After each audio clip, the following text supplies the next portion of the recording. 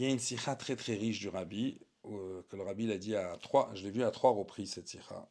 C'est marqué dans le Chumash Dvarim, il commence Moshe à parler au Ben Israël, il leur fait des reproches. Et c'est marqué Ele Advarim, Asher Diber Moshe al Ben Israël Be'ever Ayarden. Voici les paroles que Moshe a parlé au Ben Israël, etc. Mais avant de dire les mots que Moshe il dit, il y a un pasouk au milieu qui dit Achare Akoto et Sichon Melech HaEmori et Og Melech HaBashan. Après qui s'est battu avec Og et Sichon. Og et Sichon, c'était les rois les plus puissants devant lesquels même Moshe il avait peur de se battre, surtout avec Og, parce qu'on dit que Og, il était celui qui avait annoncé à Abraham que Lot était emprisonné. Il avait un srout et Moshe il avait peur, et c'est jusqu'à qu'Hachem lui a dit Ki beyatran atatiuto, il avait peur.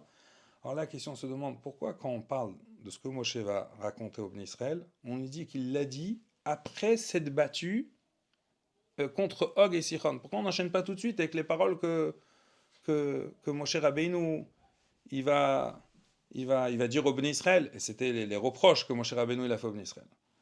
Et Rachid explique que Moshe il s'est dit je ne peux pas me permettre de leur faire des reproches.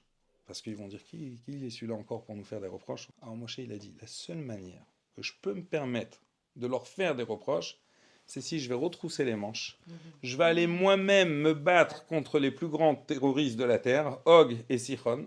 Une fois que j'aurai fait Messirut Nefesh et je me serai battu, là, je peux commencer à leur faire des reproches au Ben Israël. C'est-à-dire que quand je me suis investi et j'ai mis tellement d'ava, tellement de Messirut Nefesh pour l'enfant, pour le chinour, pour son éducation, seulement après ça, Haré Koto, le Rabbi dit, regardez, même Moshe Rabbeinu, bonsoir, le Rabbi dit, regardez, même Moshe Rabbeinu, que ce jour-là, on dit que la manne que les Juifs y mangeaient dans le désert, c'était par le mérite de Moshe Rabbeinu, la manne.